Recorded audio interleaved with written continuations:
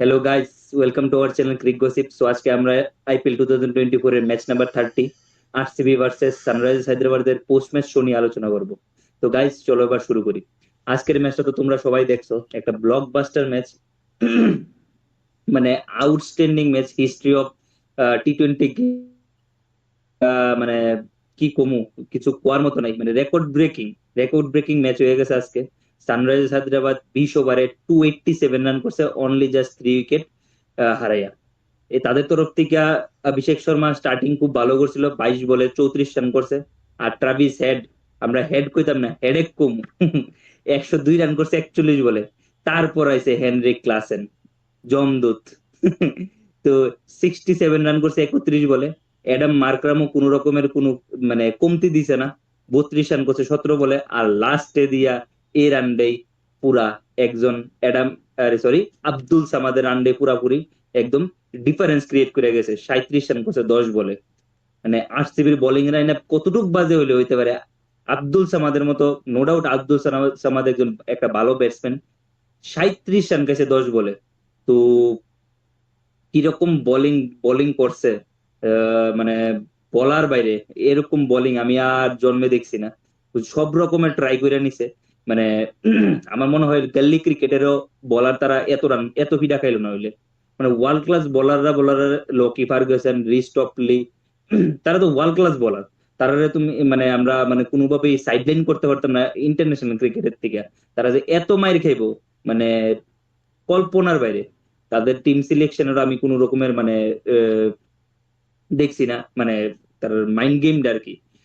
কারণ আমরা যেহেতু তারা প্রপার সাইডটা বলার নিয়ে মাঠে নামছে, এও সানরাইজ হায়দ্রাবাদের মানে মতো টিমের সাথে ওই জায়গায় দুইজন বলার পার্ট টাইম বলার খেলাইছে। হ্যাঁ, ঠিক আছে। উইল জ্যাক্স আর মহিপাল লোমরোড, যেহেতু ইম্প্যাক্ট প্লেয়ার রুলস আছে, ওই জায়গায় তারা একজন ব্যাটসম্যান কম খেলে, একটা বলার, প্রপার বলার, স্পিন হোক ফাস্ট হোক, তারা খেলাইতে পারতো। তাহলে 5টা প্রপার বলার হইতো, একজন হয়তোবা কোন রকমের পার্ট টাইম বোলার দিয়ে তারা কাজে লাগাইতে পারতো। বাট তারা ম্যানেজমেন্ট, তারা ক্যাপ্টেন, তারা মেন্টের, কি রকমের তারা ডাইরেক্টর, টাকলা টুকলা কি করে, মানে কই থেকে জানি আইআইডি, মানে কিছু কোয়ার নাই। যাক, তাদের তরফ থেকে লকি ফার্গুসন আজকে ডেবিউট করছে, 2 উইকেট নিছে 52 রান দিয়া। আর রিস্টপলি 1 উইকেট নিয়ে 68 রান দিছে 4 ওভারে, 68 রান, 68। যাক, এটাও গেল। তারপরে আরসিবি সেকেন্ড ইনিংসে এসে ভালো রিকভার করার ট্রাই করছে, বাট এটা কোনোভাবেই জিততে পারতো না। একমাত্র ভগবান নিজে স্বয়ং আয়া জিতাতে পারতো। জাস্ট যত রানই করছে, 265 রান করছে তারা, 7 উইকেট হারায়। এটা একটা এন্টারটেনমেন্ট হয়ে গেছে ফ্যান্সের লিগা। তো বিরাট কোহলি 12 স্টার্ট দিছিল, 20 বলে 42 রান করছে। পাব ডুপ্লেসিস 62 রান করছে 28 বলে।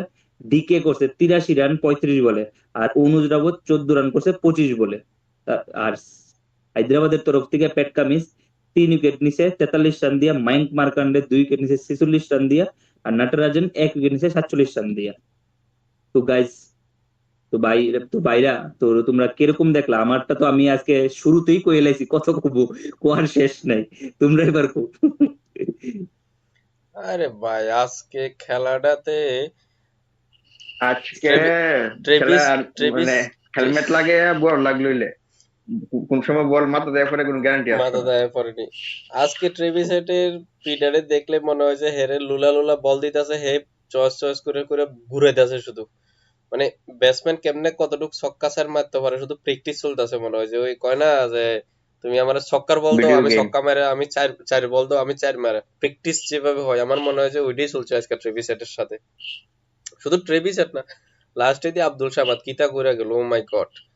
যেটা অভিষেক শর্মা করে যাইতো, মানে ইন্ডিয়ানের ঘরোয়া প্লেয়ারের মধ্যে যেটা অভিষেক শর্মা করে গেছে, এটা আজকে আব্দুল সামাদে করে গেছে। অভিষেক শর্মাও করছে খারাপ না, কিন্তু আব্দুল সামাদের ইনিংসটা আমার মনে হয় যে অভিষেকের থেকে আরো ডেঞ্জারাস ছিল। আইতাছে মারতাছে, আইতাছে মারতাছে, আইতাছে মারতাছে। বাট ট্রেভিস হেড মনে হয় যে ইন্ডিয়ার মাঠে বা ইন্ডিয়ার এগেনস্টে আইলেই মনে হয় এর তাণ্ডব শুরু হয়ে যাবে। ইন্ডিয়ান নামটা শুনলই যেখানে যাক এখানে হে তাণ্ডব শুরু হয়ে যাক। এটা তাণ্ডব না, মহাতাণ্ডব এটা ট্রেভিস হেডের লেগা। সেটাও গেছে খেলা। কিন্তু আমার মনে হয় যে হায়দ্রাবাদের ব্যাটিং ডিপার্টমেন্টের সাথে সাথে যদি বোলিং ডিপার্টমেন্টের ক্রেডিট দেওয়া হয়, আমার কাছে লাগে যে প্যাট কামিন্স ডেঞ্জারাস করতেছে, ডেঞ্জারাস করতেছে। যতটুকু আমি খেলা দেখছি ততটুকু জানি না, যখনই কোনো বলার মার খেতেছে বা কোনো একটা ডেঞ্জারাস সিচুয়েশন আছে ওই টাইমে কামিন্স এসেরা খেলাটারে কন্ট্রোলে নিয়ে আসে। হে রান। তবে আজকের ম্যাচে আমি আরেকটা, সরি তোমার ব্রেক করতেছে, আজকের ম্যাচে যদি কোনো একটা বলার মানে কি তা কইতাম, এটারে কি কয় এটারে, মানে যদি কোনো রকমের কন্ট্রোল করে রাখছে ম্যাচটারে, একমাত্র মায়াঙ্ক মার্কান্দারে দুইটা ওভার, হ্যাঁ, 7 নাম্বার ওভার আর 11 নাম্বার ওভার। মায়াক হ্যাঁ মার্কান্দের লাস্টে, তো মায়াক মার্কান্দের তো বিরাট লাস্টে কোহলি চার আউট নাম্বার করে ওভার, সেরাই তো অফ করে দিছে। না না আমি কইতেছি 4 নাম্বার ওভারটা হে শুধু 25 রান খাইছে, আর 7 নাম্বার ওভারে হে মানে ইনিংসের 7 নাম্বার ওভারে 5 রান খাইছে, আর 11 নাম্বার ওভারে 5 রান খাইছে, এরকম এই খাইছে ইন টোটাল। এই দুইটা ওভারই পুরাটা ডিফারেন্স ক্রিয়েট করে গেছে।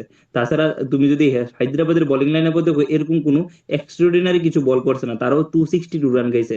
একটা মানে 287 রানের, মানে 288 এর টার্গেটে একটা টিম যদি 262 রান করে, মানে তুলে তুলে কি তুমি এসআরএইচ এর বোলিংরা ভালো বল করছে, বোলাররা ভালো বল করছে? এটাও না। মানে এই কথাটা আমি কইতে চাইতেছি হ আর হ, কি। এটা ঠিক আছে, এটা তো আরে 262 একটা টিমের যদি 20 ওভারে 262 যায় কোনো বলার সুবিধার না। তার উপরে আমি ওভারঅল কইতাছি মানে হায়দ্রাবাদ যেমন এই বছরে ব্যাটিং ডিপার্টমেন্ট তাণ্ডব করে যাইতেছে, ওই হিসাবে আমার মনে হয় যে হায়দ্রাবাদের বোলিং ডিপার্টমেন্ট কামিন্স ধরে রাখছে। আজকেও যদি আজকে মায়াক মার্কান্দে ঠিক আছে বোলিং করছে, তুমি আগের হিস্ট্রি যদি দেখো আমার মনে হয় যে কামিন্স ক্যাপ্টেন্সিতে ব্যাটিং ডিপার্টমেন্ট যেভাবে লইয়া গেছে বোলিং ডিপার্টমেন্টও সে কন্ট্রোল করে রাখছে। তুমি দেখবা হে কোন কোন টাইমে বল করে, হের কোনো কিন্তু আমার কাছে মনে হয় যে হের বোলিং এর কোনো লাইন নাই যে এই ওভার হে করব, এই ওভার হে করব, এই জায়গাতে হে করব। যখনই একটা টিমের দরকার পড়ে যে না একটা ব্রেক থ্রু দরকার বা একটা টিমের অপোজিশনের ব্যাটসম্যানের একটু দাবনের দরকার, ওই টাইমে হে বল একটা করে দিব, ডট ডট লাগাই দিব। আমার মনে হয় যে বোলিং ডিপার্টমেন্ট ক্যাপ্টেন্সি হইলে এটা মানে নিজের দায়িত্ব নেয় টিমটারে কিভাবে কন্ট্রোল করতে লাগবো। আগেও আমি অনেকটা দেখছি হের ইকোনমিক একদম কম, 1 উইকেট 2 উইকেট নিয়ে যায়। আমরা আগেও একবার ডিসকাস করছি যে হায়দ্রাবাদ বোলিং ডিপার্টমেন্ট এবার ভালো করতেছে না, কিন্তু Cummins exceptional, Cummins exceptional case. আজকে মায়াক মার্কান্দের টিমটা আটকে রাখছে ঠিক আছে, কিন্তু তারপরে কামিন্সের দেখো 10 ওভারে 40 রান দিয়ে 3 উইকেট পেয়েছে, 40 না 43 রান মনে হয় দিছে। এটাও কিন্তু আহামরি কিন্তু ব্যাট রেকর্ড না যে 10 ওভারে 40 42 রান, কিন্তু ব্যাট রেকর্ড না। 10 ওভার না 4 ওভারে। এই 4 ওভারে 262 যেখানে চেস করছে এখানে 55 60 65 58 এরকম রান দেওয়া থাকে, ওই জায়গাতে 45 রান 43 রান দিয়ে এসে 3 উইকেট নিয়ে নিছে। আজকেও না আমি আগের রেকর্ডও দেখছি যে কামিন্স ক্যাপ্টেন্সিটা দুর্দান্ত করতেছে। আজকে যারা বল করছে, মানে আরসিবি টিমের হোক, আরসিবির বোলাররা হোক আর হায়দ্রাবাদের বোলার, সবাই ইকোনমি 10+ অপশন। মানে এমন কোনো বোলার নাই যারা ইকোনমি 10-এর নিচে, সবাই 10 মানে 10 রানের উপরে রান দিছে।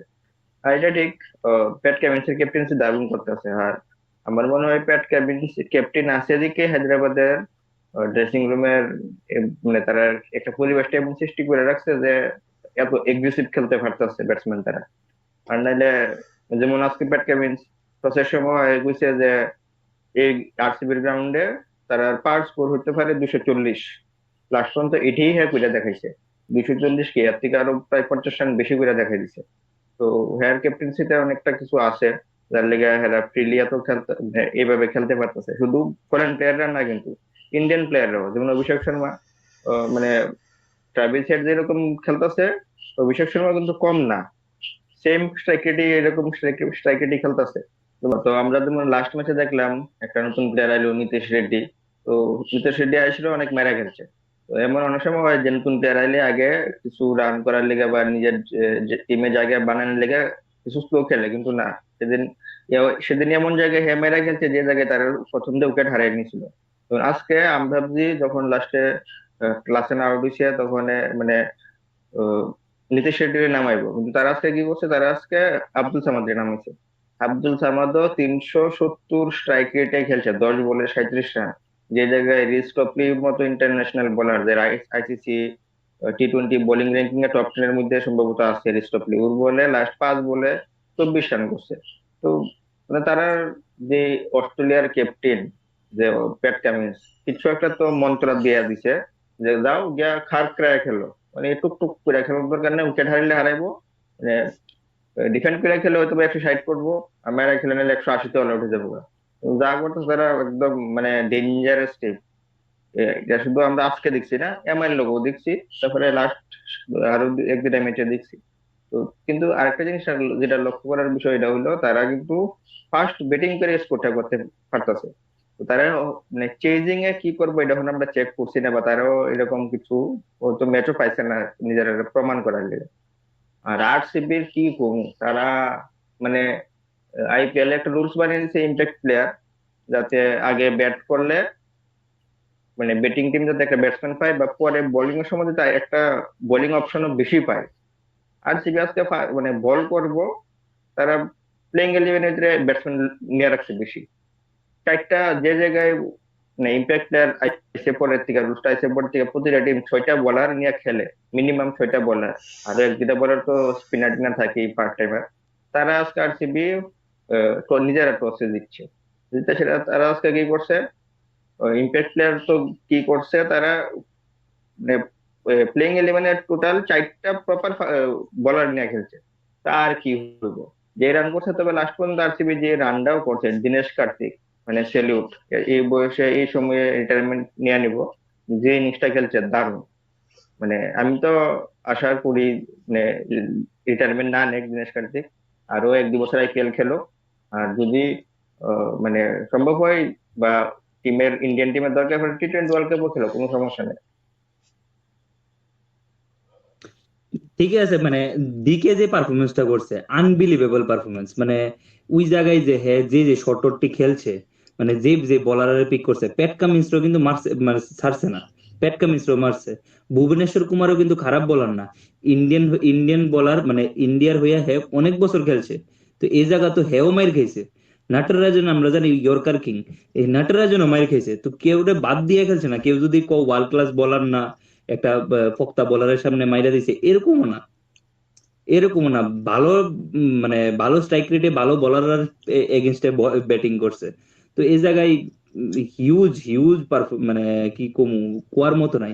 আর তুমি যে কইছো টি-20 ওয়ার্ল্ড কাপে চান্স পাওয়ার লেগে, মানে পারফরমেন্স ওয়াইজ যদি তুমি দেখো, পারফরমেন্স প্লাস প্লেসমেন্ট, মানে যে জায়গায় ব্যাটিং এর দরকার ইন্ডিয়ান টিমে, ওই জায়গায় কিন্তু ডিকে একদম পারফেক্ট ফিট। তার লিগে 2022-এর টি-20 ওয়ার্ল্ড কাপও হেরে নিয়ে গেছিল। আর 2022-এর টি-20 ওয়ার্ল্ড কাপও হেরে, মানে যে একটা চান্স পেয়েছিল, মানে সেইভাবে পারফরমেন্স, মানে চান্সও তো কমই পাইছে, কিছু করার নাই। তো এই জায়গায় আমি কইতেছি আর কি যে ডিকে ডিকে নিজের প্লেসটা জাস্টিফাই করতেছে, বাট অন্য অন্য অন্যরা যারা প্লেয়ার আছে তারা কিন্তু সেইটা জাস্টিফাই করতেছে না, as a wicket keeper batsman. আর আমরা কমেন্টেটরের তরফ থেকে আমরা ইরফান পাঠান থেকেও শুনছিলাম যে ইরফান পাঠান, আম্বাতি রাইডু ইরফান পাঠানরা জিজ্ঞেস করছিল যে ডিকে কি টি-20 ওয়ার্ল্ড কাপে চান্স পেতে মানে যোগ্য নি। মানে ইরফান পাঠানের তরফ থেকে কইছিল যে না, মানে ডিকে এবার না। সিলেক্টররা ভাবলেও ভাবতে পারে যে ঋষভ পান্ত আমার তরফ থেকে, মানে ইরফান পাঠানের তরফ থেকে ঋষভ পান্ত আসলো মানে first choice wicket keeper. But Ambati Rayudu কইছে যে ঋষভ পান্ত যে জায়গায় ব্যাটিং করতেছে আর ডিকে যে জায়গায় ব্যাটিং করতেছে অনেক ডিফারেন্স। আর ইন্ডিয়ার টিমও দরকারি এই জায়গায় এই জায়গার ব্যাটসম্যান।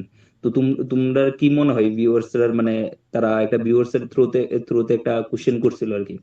তো আমি তো মনে করি, মানে হ্যাঁ, আমি যদি ইন টোটাল হিসাব করি ঋষভ পান্তি থাকে, কিন্তু ডিকে যে পারফরমেন্স করতেছে, কি কিছু কোয়ার মতো নাই। Batting performance position wise wicket কিপারের অপশন দেখলে আমি বলবো ডিকে আর ডিকে টপ জিতেশ শর্মা, এই দুজনের মধ্যে কম্পিটিশন পজিশন ওয়াইজ, মানে যে জায়গায় পজিশন। তারা ব্যাট করবো ওয়ার্ল্ড কাপে। যেমন ঈশান কিষান ওপেন করতেছে, ধ্রুব জুরেল চান্সই পাইতেছে না। তারপরে ঋষভ পান্ত একদিন 3 নম্বরে খেলে, একদিন 4 নম্বরে খেলে, একদিন 5 নম্বরে খেলে, মানে এর নিজেরই কোনো ব্যাটিং পজিশন সেট নাই। তো সেট নাই। হ্যাঁ, সম্ভবত 90% চান্স এডি আছে, বা 90 বা 99% চান্স ডিকে নিজেই ঋষভ পান্ত অ্যালাউ করতো না খেলার লিগে। কারণ যতটুকু শোনা গেছে বা হ্যাঁ নিজেই কইছে, এই আইপিএল এর পরে রিটায়ারমেন্ট নিয়ে নিবে। তো দেখা রিটায়ারমেন্ট নিয়ে যাক। নিবে। কিন্তু আমি জাস্ট এটা কইতেছি, যদি দরকার পড়ে, আর ইন্ডিয়ান সিলেকশন টিমও যদি ডিকের মানে যদি ডিকের দেখতেই চায়, তাহলে ডিকের সাথেও কথা বলা দরকার, যদি দরকার পড়ে আর। এইটাই। সিলেকশন কমিটি এবার কিন্তু টিকেট লই যেতে একটু হলেও চিন্তা করবো, কি লাগে আগের বার একবার লইয়া যায় সেটা ফ্লপ খাইছে। তো আবার যদি লইয়া যায়, আবার যদি ফ্লপ খায়, আগের বার কিন্তু না পাইলেও আগের বার পাকিস্তানে, যে পাকিস্তানের কিপাররা বেশি কেউ চান্স চান্স পাইছিল। পেয়েছে না, মানে হ্যাঁ, কোনো ম্যাচে ঠিক করে কেউ চান্স পাইছে না, কারণ ইন্ডিয়া টপ 3 টুক টুক টুক টুক করে খেলে আসছে। খেলাই বসছে। চান্স না পেলে মনে হয় জাস্ট তিনটা ডিকে ওই করে খেলে। পাকিস্তানের লগের ম্যাচটা, আহ, হ্যাঁ হ্যাঁ।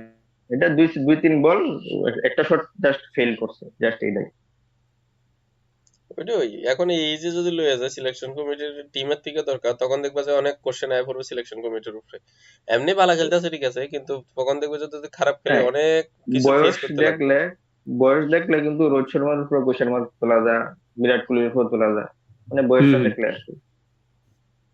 ওইটাই অনেক কিছু এমনিতে চিন্তা তুমি করবে। মানে মনে হয় না ডিকে চান্সেস পাবে, বাট হ্যাঁ, ঋষভ ডিকে পান্থ এখন মনে ভাববে হয় যে নিজেই না করে দিবে। না করবে, আমি জাস্ট না করবে। কইতাছি যদি দরকার এটাই। পড়ে, বাই চান্স হ্যাঁ। ইনজুর্ড হয়ে গেল কোনো প্লেয়ার, ব্যাকআপ কিপার রাখতে হুম, পারে, হুম। ঋষভ পান্তরা যদি লইয়া যায় ব্যাকআপ কিপার হিসেবে ডিকেরে রাখতে পারে হয়তো। মানে ঠিক আছে। ব্যাকআপ রাখতে গেলেও আগে হেরে জিজ্ঞেস করতে লাগবো, কারণ হ্যাঁ এত হ্যাঁ, না না, নিজে ওইটা রিটায়ারমেন্ট হ্যাঁ হ্যাঁ। দেবো। প্রথমে মেইন কিপারের আমার মনে হয় না মেইন কিপার হিসেবে ডিগারে লয়ে যাবো, যদিও লয়ে যেতে প্ল্যান থাকে মেইন কিপারের লয়ে যেত না, মেইন কিপার থাকবো অন্য কেউ। হ্যাঁ, বাই চান্স ঋষভ পান্ত। আজকের পোস্ট ম্যাচ শোটা এখানেই শেষ করছি। এখন আমরা আগামীকালকের match Kolkata Knight Riders versus Rajasthan Royals এর প্রি ম্যাচ শো নিয়ে আলোচনা করব। তো কালকের ম্যাচটা তো মানে একটা ইন্টারেস্টিং ম্যাচ হইতে যাইতেছে। তো তোমরা কিটা মনে হয় যে Kolkata Knight Riders Rajasthan Royals যেহেতু মানে কোন রকমের চেঞ্জেস করবো নি? চেঞ্জাস জর্জ বাটলার যদি ফিট হয়, জর্জ বাটলার রাখবো, হুম। সিম্পল। আর কালকে ইডেন গার্ডেনে খেলা, তো স্পিনাররাও হেল্প পাইবো আশা করি।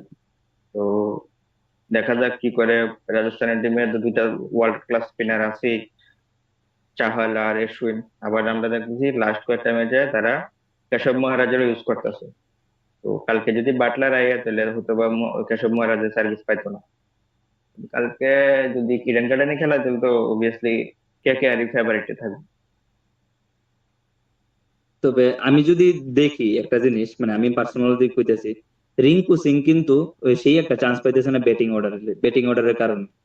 মানে আমি পার্সোনালি চাইতেছি যে রিঙ্কু সিং একটু যদি আপ দা অর্ডার খেলে, আপ দা অর্ডার মিনস মনে করো 4 নাম্বার 5 নাম্বারে যদি কলকাতা নাইট রাইডার্স এর হইয়া সেটা ব্যাটিং করে রাসেলের আগে দেয়, তাহলে হের ব্যাটিংটা আরেকটু দেখা যাবে। কারণ হের তো আমরা টি-20 ওয়ার্ল্ড কাপের লেগা প্রাইম কন্টেন্ডার। মানে প্লেইং ইলেভেনে পাইব না এটা হচ্ছে পরের কথা, বাট আমরা তো কন্টেন্ডার হিসেবে তো দেখতে হইব। তো এই জায়গায় আমি পার্সোনালি চাইতেছি কলকাতার কাছে, মানে কলকাতার তরফ থেকে যে রিঙ্কু সিং একটু মানে ব্যাটিং অর্ডারে আপে খেলে, 4-5 নাম্বারে যাতে ব্যাটিং করতে হয়, এটা আমি চাইতেছি আর কি। আর এই এমনিতে তো কলকাতা নাইট রাইডার্স এর কোনো প্লেইং ইলেভেন চেঞ্জেস হইতো না যদি কোনো রকমের টেকটিক্যাল মুভ চেঞ্জেস করে, যেমন গতকালকে মানে গতকালকে মিন্স গত ম্যাচে, কলকাতার ম্যাচে আমরা কইছিলাম যে অনুকূল রয়্যারে নাও খেলাতে পারে অপোজিশন দেখা। তো সেম তারা অনুকূল রয়্যারে খেলাইছে না, অন্য একজন রে খেলাইছে। তো এই জায়গায় কালকের ম্যাচও এরকম দেখা যেতে পারে যদি রাজস্থান রয়্যালস এর রাইটি রাইটি ব্যাটসম্যান বেশি থাকে, যেমন রাইটি ব্যাটসম্যান সঞ্জু স্যামসন আছে, জর্জ বাটলার আছে, রিয়ান পারাগ আছে, রবিচন্দ্রন অশ্বিন, যারা যারা রবম্যান পাউল টাউল আছে, তারা রাইটের পরিমাণ যদি বেশি থাকে তাহলে ওই জায়গায় তারা অনুকূল রাইডে খেলাতে পারে। ঠিক আছে, তো এছাড়া আমি আর কোন রকমের চেঞ্জেস দেখি না। আর যদি রাজস্থান রয়্যালস, তো আমার মনে হয় না ওই তুমি যেটা কইছো, জস বাটলার যদি ফিট থাকে আইবো। আর রবিচন্দ্রন অশ্বিন যেহেতু জস বাটলার রাইডে কেশব মহারাজ খেলতে পারতো না, তো কেশব মহারাজের জায়গাটা তো একজন নিতে হইব। তো ওই জায়গায় রবিচন্দ্রন অশ্বিন মেবি চান্স পেতে পারে। হ্যাঁ, অশ্বিন ফিট থাকলে অশ্বিন আইবো, নো ডাউট। আর তুমি যেটা বলছো রিঙ্কু সিং টপ মানে ব্যাটিং এ আগে, তো এটা আমিও চাই, আর ব্যাটিং দেখতে আমারও ভালো লাগে। কিন্তু তারা কেকেআর এর যে থিঙ্কিং, যে তারা মেন্টর গৌতম গম্ভীর, তারা কি থিঙ্কিং করে তারাই করতে পারবো। ও, কিছু লাস্ট এক দুটা ম্যাচ আগেও দেখছি কেকেআর এর ব্যাটিং কলাপস করছিল। কলাপ করার পরে এরা মনীষ পান্ডেরে রেডি করে রাখছে, সম্ভবত মনীষ পান্ডেরে নামাইছে নি, ঠিক আমার খেয়াল নাই। কিন্তু রিঙ্কু সিং রে ওই সেম পরেই নামাইছে। তো মানে যে জায়গাতে চান্স আসছিল রিঙ্কু সিং রে আগে না, মানে ওই জায়গাটার মধ্যে রিঙ্কু সিং রে পরেই পাঠাইছিল। তো তারপরে আবার তারা ওপেনিং এ সুনীল নারায়ণ রে ওপেনিং করাইতেছে। তো সুনীল নারায়ণ ওপেনিং করতেছে মানে তার ব্যাটিং অর্ডারটা আরো লম্বা হয়ে গেছে। মানে যে ব্যাটসম্যানটা 6 নম্বরে আইতে পারবো, নারায়ণের লেগে এই ব্যাটসম্যানটা 7 নম্বরে আমার লাগতেছে। এই জায়গাটাও তারা দেখতে লাগবে, কিন্তু তারা রেজাল্ট ভালো হইতেছে। যেমন ওইটাই, শ্রেয়াস আয়ার। নারায়ণ যদি ওপেনার না করে তাহলে রিঙ্কু সিং অটোমেটিকই উপরে আয় পড়বো। মানে নারায়ণ ওপেনিং করতেছে, যার লিগা তারা প্রতিটা ব্যাটসম্যানের একটা একটা পজিশন পিছিয়ে গেছে, কিন্তু পিছিয়ে গেছে ঠিক আছে, কিন্তু ব্যাটিং লাইন আপটা একটু লম্বা হয়ে গেছে। তো এটাও ঠিক আছে, কিন্তু তারা রেজাল্ট পাইতেছে। আর শ্রেয়স তারা মনে হয় উইক পয়েন্ট, যদি আমি দেখি না উইক পয়েন্ট কিছু, আহ, তারা ম্যাচ জিততেছে, কিন্তু ক্রেডিট কিন্তু ক্যাপ্টেন বেশি পাইতেছে না শ্রেয়স আইয়ার। এটা কিন্তু মানে যতটা বাকি ক্যাপ্টেনরা পাইতেছে, শ্রেয়স আইয়ার কিন্তু সেই ক্রেডিটটা পাইতেছে না। হ্যাঁ, কিন্তু ম্যাচও খারাপ খেলতেছে না, নট আউট আইতাছে। হ্যাঁ, লাস্ট ম্যাচে তারা 15-16 ওভারে রান চেস করে গেছে।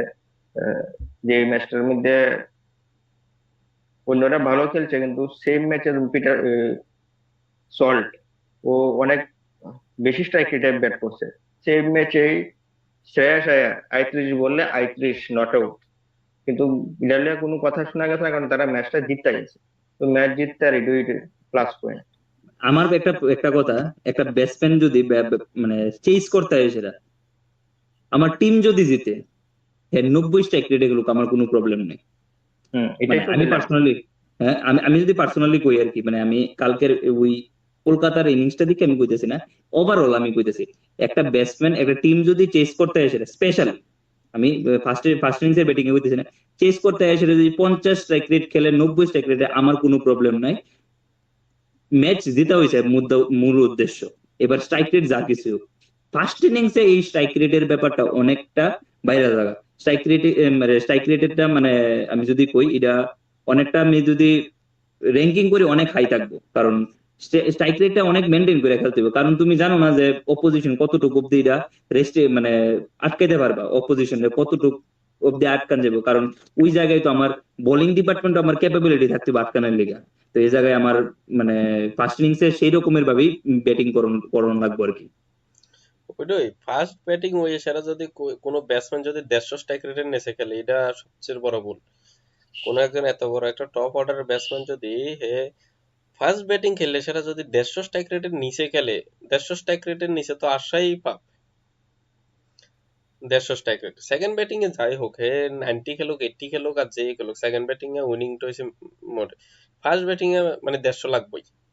তার উপরে একজন টপ অর্ডারের ব্যাটসম্যান যদি তুমি 100তে স্ট্রাইক রেট খেলো ইয়েতে, তাহলে তো এটা ইয়ে না। তার উপরে এতটা টপ ক্লাস ব্যাটসম্যান, এখন যদি কোনো ঘরোয়া ব্যাটসম্যান হইতো বা কোনো একটা আনক্যাপ প্লেয়ার হয়, তাহলে আচ্ছা ঠিক আছে, একটা দুইটা ম্যাচ মানা যায় যে ঠিক আছে হে এক্সপেরিয়েন্স বলারের সামনে আইছে, এই পারছে না, এটা মানা যায়। কিন্তু তুমি যদি একটা ন্যাশনাল লেভেলের ব্যাটসম্যান হইয়া সেটা যদি তুমি ফার্স্ট ব্যাটিং এ যদি 100 110 120 খেলো, এটা মানা যায় না। ঠিক আছে, তাহলে তাহলে কালকের ম্যাচের ফেভারিট কে? আরে আরেকটা জিনিস, যেমন আগের ম্যাচে, আগের ম্যাচ বলতে যখন 277 করছিল হায়দ্রাবাদ, ঠিক পরের ম্যাচে কলকাতা 272টা করছিল। তো এই আজকে যখন 287 করছে, আমরা কি নেক্সট ম্যাচের কলকাতাতে কিছু হাই স্কোরিং দেখুম? সেদিন কলকাতা যে 272 মনে হয় করছিল, তো এটা করছিল দিল্লির মাঠে, জায়গা সম্ভবত, যেটা রান মানে রান হয়। কালকে তো ইডেন গার্ডেনে খেলা, কালকে পিচ কেমন হইব, ঠিক আছে ব্যাটিং পিচ হতে পারে, কিন্তু এই এত ব্যাটিং পিচ হওয়ার কথা না। তো কালকের ম্যাচটা দেখতে, কন্টেস্ট যেটা হবে এটা হলো পয়েন্টস টেবিলে। যদি এখন আপাতত রাজস্থান রয়্যাল 1 নম্বরে আছে, যদি কালকে রাজস্থান জিতে অটোমেটিক 1 নম্বরই থাকবো, 10-12 পয়েন্ট নিয়ে আসে। কিন্তু কালকে যদি কেকেআর যদি জিতে, তাহলে কেকেআর এর 10 পয়েন্ট হবো, কিন্তু রান রেটে তারা টপে যাবো, মানে 1 নম্বরে পৌঁছে যাবো। আর টপ 2-তে যারা থাকবো তারা কিন্তু একটা ম্যাচ বেশি পাইবো ওই প্লে অফস এর মধ্যে। এখনো অনেক তো ম্যাচ বাকি, এখনো এখনো হাফ সিজন বাকি, এখনো টপ 1 2 কি হবে এখনো না, কোয়া যায় টপ না। টপ 2 লিগের লড়াই শুরু হয়ে যাবো, কারণ সম্ভবত রাজস্থান, কেকেআর আর সিএসকে একটা ফাইট করতে পারে টপ টু এর লিগে। মানে আমার মনে হয় আর কি। আর টপ 2-তে থাকলে বেনিফিট, ম্যাচ একটা প্লে অফে একটা হারলেও এলিমিনেট, একটা হারলেও আর একটা চান্স পেয়ে যাবে। একটা chance। তো সবাই চাইবো যে টপ 1 2 তে থাকতো, কি লেগা তারা একটা হ্যাঁ, অপশন রাখতো। থ্রি ওই ফোরে জায়গাতে থাকলে ওই তো রান রেটটা ম্যাটার করবে। 3-4 থাকলে তো দেখা গেছে প্রথম ম্যাচ হারলোই শেষ, কোয়ালিফায়ার ম্যাচটা হারলোই শেষ, এলিমিনেটর ম্যাচটা। এটাই। তো কলকাতার নাইট মানে রাইডার্সের কালকের রানটা ম্যাচের অনেক বেশি। ফেভারিটটা কি? কালকের কলকাতা ম্যাচে ফেভারিট কই রাজস্থান, ম্যাচে রাজস্থান জিততেছে ঠিক আছে, কিন্তু আমার মনে হয় যে কালকে কলকাতায় ফেভারিট থাকবো। ম্যাচে কলকাতা ফেভারিট থাকবো, কিন্তু আমি সাপোর্ট করব রাজস্থান রয়্যালস। আমি আশা করি যাতে কলকাতা কালকে একটা ভালো স্কোর লয়ে যাক। আমি যে কলকাতাতে কালকেও হারে। দেখা যাক কি ঠিক হয়। আছে, ঠিক আছে। তো আজকের KKR কি ডিসকাশন হার। তো আজকের ডিসকাশনটা এখানে শেষ করছি। আশা করি তোমাদের ভিডিওটা ভালো লাগবে।